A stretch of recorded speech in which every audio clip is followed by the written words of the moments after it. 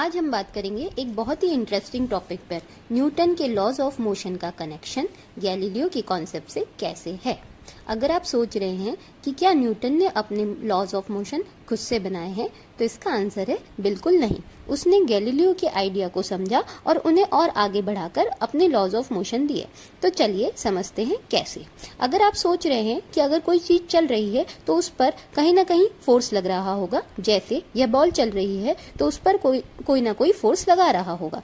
लेकिन जरा सोचिए, अगर ऐसा ही है तो अर्थ अपनी एक्सिस पे बहुत सालों से घूम रही है, उसे कौन धक्का दे रहा है? तो इसका आंसर है कोई नहीं, फिर भी वह घूम रही है। बस यही गलतफहमी दूर की गैलीलियो ने बताया कि अगर फ्रिक्शन ना हो तो कोई ऑब्जेक्ट अपने मोशन के बिना रुके भी कंटिन्यू कर सकता है, अपने मोशन को हमेशा कंटिन्यू कर सकता है अगर कोई एक्सटर्नल फोर्स ना हो। इसी टेंडेंसी को कहते हैं इनर्शिया।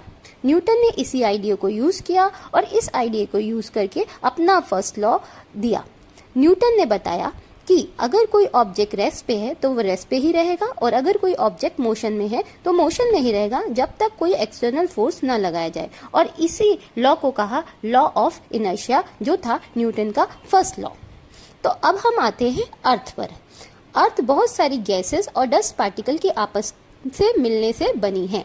जब अर्थ बनी थी तब से वो पार्टिकल घूम रहे हैं। इसका मतलब ये है कि अर्थ की स्टेट कभी रेस्ट पे थी ही नहीं। अर्थ जब बनी है तब से ही वह मोशन में है, और स्पेस में कोई फ्रिक्शन ना होने के कारण वो अभी भी मोशन में ही है।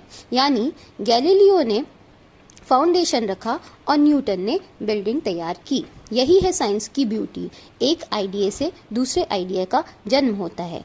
अगर आपको यह कॉन्सेप्ट समझ आया तो लाइक, शेयर, सब्सक्राइब कीजिए और न्यूटन के सेकंड लॉ को और अच्छी तरह से समझने के लिए चैनल पर बने रहिए। Thank you very much.